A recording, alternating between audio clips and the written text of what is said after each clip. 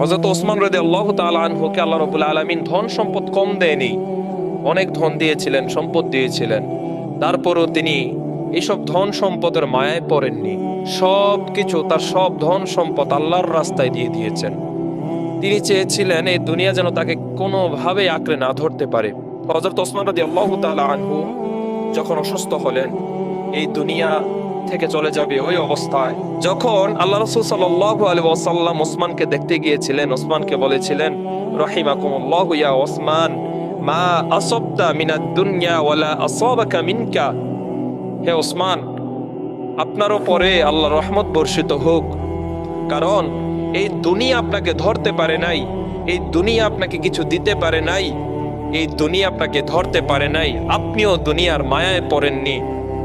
তাহলে বুঝতে হবে এই দুনিয়ার মায়ায় পড়া যাবে না, সাহাবায়ে আজমাইনদের মতো নিজেকে গঠন করতে হবে।